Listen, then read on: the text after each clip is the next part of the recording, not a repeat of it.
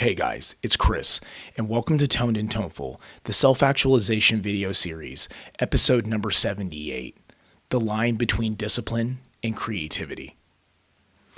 So in this week's episode, I want to go over the idea that to become the most free, to truly let go, we're actually locked in beforehand. Many see someone performing a flawless piece of music. You might see an ice skater at the Olympics. You might see somebody who is doing a feat that almost seems physically impossible. And one of the main things that we forget to think about is while we're watching this performance, while we're watching this activity take place, that person has memorized, absorbed, and spent countless hours becoming the craft that they are doing. Even just the hand position of a flawless flamenco guitar player, or even the vibrato of an electric guitar player who has spent so much time bending the notes that they can perform in a way that you're just thinking to yourself, how are they so free? How are they mentally so able to let go and be in the moment, to be interactive with the audience, to almost seem as if what they're doing is an extension of their body? It's actually about the discipline. And one of the things that doesn't seem that fun is, in order to let go, we must first lock in. We must first be disciplined and have a muscle memory and mindset that something becomes a second nature. And there's a flow path to this that takes so long that many people end up wanting the freedom before doing the work. And it's something I've observed in students I've had on guitar, and it's something that I observe in children. But what's really great is if we could have the mental process that would allow us to unlock the steps that it takes to eventually lead to the point that we can enjoy the freedom as we gain the skills. And there's a particular way that we can go about it that if we were to follow that path, we can actually slowly unlock portions of our freedom as we keep building our skill and building our discipline. I mean, has it ever seemed so that you met somebody that, puts a lot of time into something?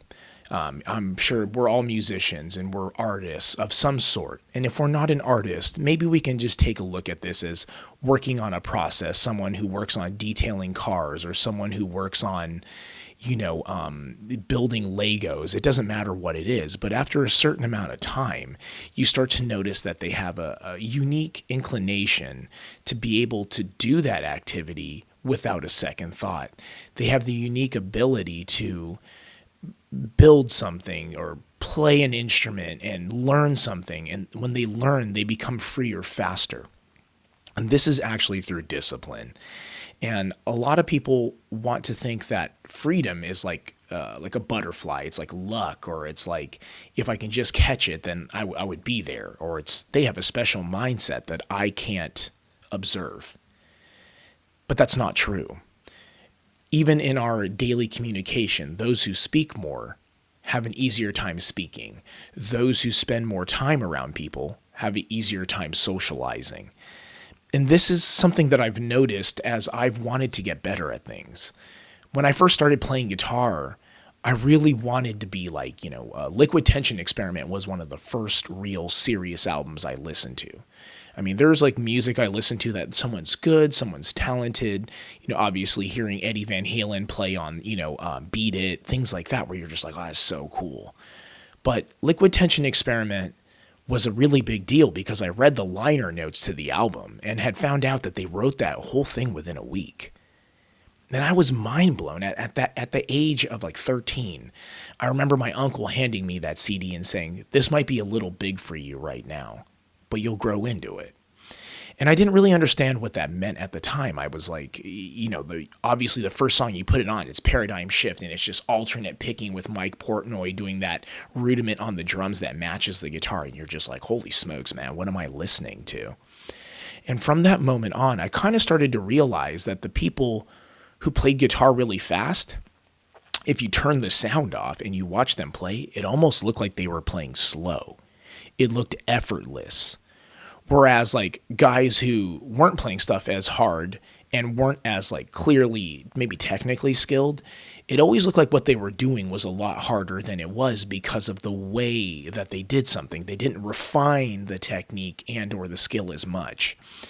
And this same thing applies to painters, skateboarders, again, anything that's an art. When you watch it, when someone's refined something and you watch it, there's like a certain flow to it that happens. And you can kind of see in the way that they approach something, their eyes, their mindset, the way that their body is positioned, that they're not stressed. They are approaching this activity with pure skill and with the ability to say, hey, like, I've done this enough times that no matter what position I'm in, if I'm facing the sun, if my hands are cold, if it's hot outside, if there's a person yelling over there, none of that matters. I'm able to do this activity with a clarity in my mindset and do this activity with an abundant amount of focus. And the theme for this month is focus. And that's why I wanted to start off with this subject, because in order to be free, we need to focus. And again, that sounds super counterintuitive. Like, how could me putting more effort into focusing make me freer? But to truly let go is to trust. And when we trust something, that means we've put enough focus, enough time, enough energy. If it's a relationship, it's the same thing. You've put enough energy, time, and understanding of somebody that if you weren't there, you trust what they do. You trust what they think, and you trust how they react. You know, if you're married to somebody, you probably understand this very well, that you're like, oh, when I'm not there, I kind of know how they'll be.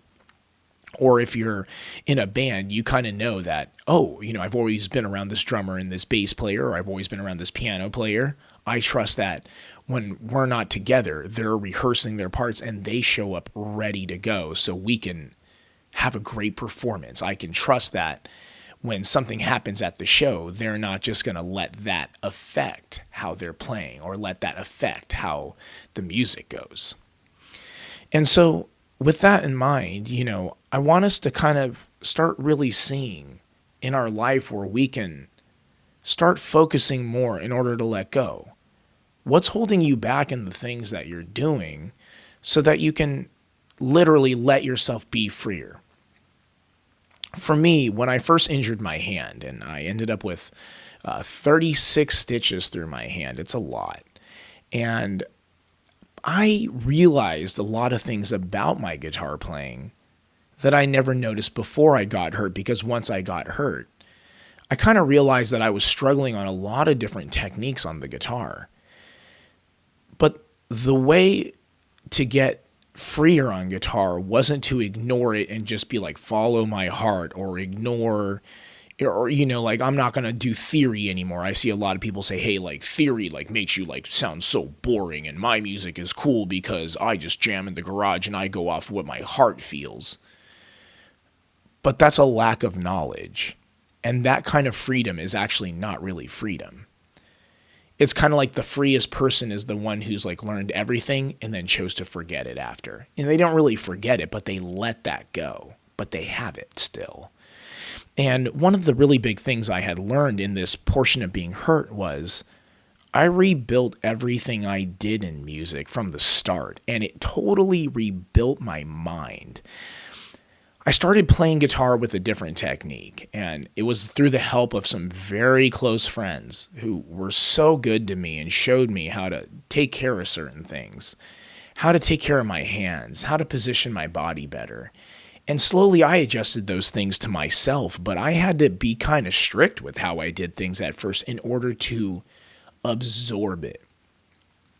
And when I finally absorbed the physical part of it, my brain was free enough because my body wasn't so, you know, caught up in like being able to alternate pick right or be able to do certain techniques with tapping and things, that my mind was free enough that I finally could think while I played. And that next level finally brought a musical harmony. And when I was improvising and when I was playing, now I'm not any longer trapped by the idea that I'm just trying to get this part out And I could start focusing on mentally where I knew certain notes were, where certain sounds were, and when I wanted them. And that brought a different level of playing. And as you can see, that it required an extreme amount of focus, and it was over several years. You can kind of, if I watch videos of myself, you're like, oh, that's when I was still working on technique. And you're like, oh, that's when I'm starting to have enough technique that I can tell that I'm trying to bridge the technique in my body to allow my mind to be free.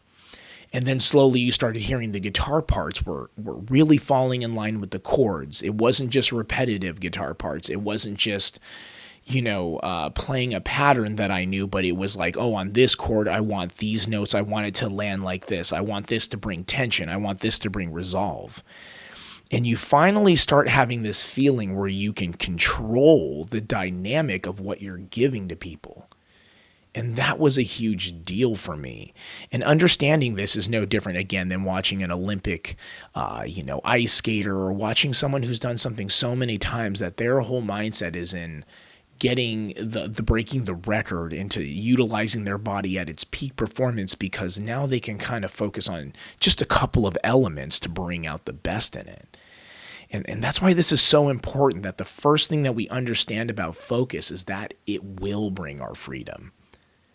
That this focus and consistent discipline is freedom. Focus with consistency is freedom. I'm going to bring it. Focus with consistency is freedom. Because without those two things, you'll always be trapped by your inability to do what you want with the skills that you have. And so now that we've made it to this part in the episode, I do want to present 4 questions for you, like I've been doing every Toned and Toneful. So then that way we can self-reflect and actualize on some ideas and some points in our life, maybe where mastery and where focus and the discipline created some freedom for us. So what we're trying to do is create more freedom every time that we're doing the things that we love to do, or in projects that matter to us. If we're having a high performing job, if you're a firefighter, if you're a police officer, if you're a person who's a project manager, we need to focus on certain elements in order to bring the best out of ourselves. So let's go over these 4 questions together. Question number 1. When you try to let go, do you feel freedom or anxiety? Do you feel like this is limited to your discipline and muscle memory?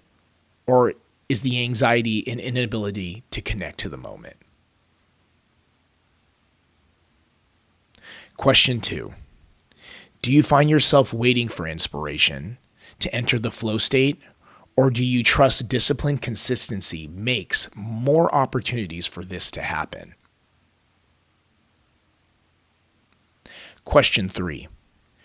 When you were last in the zone, was it luck or random? Did you notice that it came after you mastered a task you worked on?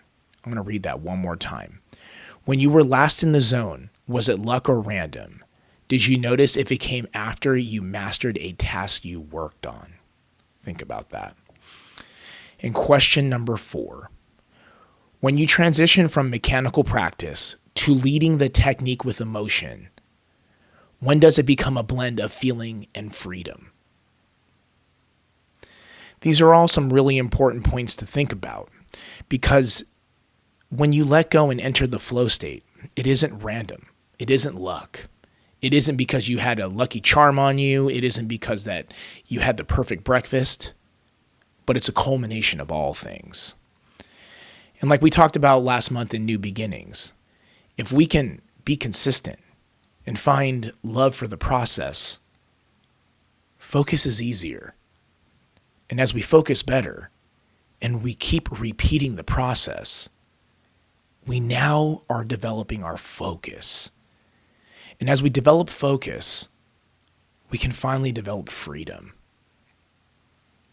Mental freedom can only be achieved through focus. And again, we can choose to say, oh, I want to be free. I'm just going to watch a TV show. I want to be free. I just want to just noodle on the guitar. But that doesn't really make you feel better. You can do it, and it's like eating junk food. there's a serotonin or like a dopamine hit. You get your little hit. But as time continues on, you realize that an abundancy of that freedom is actually making you fail. So I want you guys to take some time to think about this first section of focus, that focus and consistency is freedom. And so I appreciate you guys for being here. Again, this is Toned and Toneful, episode 78, the line between discipline and creativity. And I really hope that you guys take time to think about this. And if you do want something fun to watch, there is a new type of Toned and Toneful episode out called Repeat Offender, where I go over the songs that I just abuse. I listen to 100 times in a week because I'm just living my life obsessed sometimes. But in that way, through the focus of learning that song thoroughly and understanding what's going on there, I can encapsulate something that's there for myself and find something within me. So you guys, I really appreciate you being here. And remember, above all else, stay toned and toneful.